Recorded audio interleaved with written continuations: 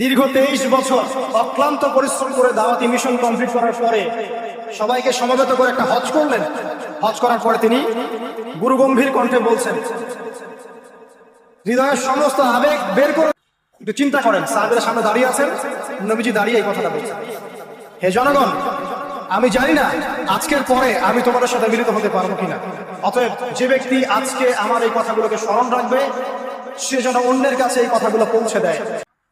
আল্লাহ পাক তার প্রতি রহম করুন যে আমার এই কথাগুলোকে অন্যের কাছে পৌঁছে দিবে। বলছিলেন, জেনে রাখো তিনটা বিষয়ে যেন তোমাদের অন্তর কখনো খেয়ানত না করে।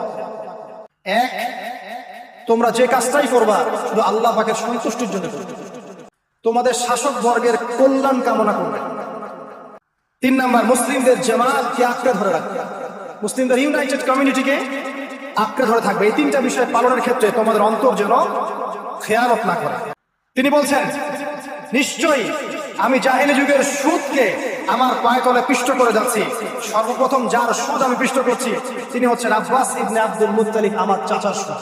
বললেন, হে উপস্থিত জনগণ, তোমরা মেয়েদের ব্যাপারে সতর্ক থাকবে এবং তোমাদের স্ত্রীদের ব্যাপারে সতর্ক থাকবে, তাদের হকের ব্যাপারে সতর্ক থাকবে, কেননা তোমরা তাদেরকে আল্লাহর কালিমার মাধ্যমে হালাল করে নিয়েছো। অতএব তাদের ব্যাপারে তোমরা সতর্ক থাকবে। তোমাদের উপর তাদের হক হচ্ছে তোমরা যা খাবে যা করবে তাদেরকেও তাই খাওয়াবে, তাই পড়াবে। আর তাদের উপর তোমাদের হক হচ্ছে তারা তোমাদের বিছানায় এমন কাউকে আসতে দিবে না যাদেরকে তোমরা অপছন্দ করো। নবী করিম সাল্লাল্লাহু আলাইহি ওয়াসাল্লাম আরো বলছেন, জেনে রাখো আমি তোমাদের সামনে মাত্র দুটো বস্তু ছেড়ে গেলাম। কয়টা বস্তু? লান তাদিল্লু মা তামাসসাকতু বিহিমা, তোমরা কোনোদিন পথভ্রষ্ট হবে না যতদিন এই দুটো বস্তুকে আঁকড়ে ধরে থাকবে। কিতাব আল্লাহ, আল্লাহর কিতাব, ওয়া সুন্নাতে নবীহি, এবং তার নবীর সুন্নাহ। সুবহানাল্লাহ।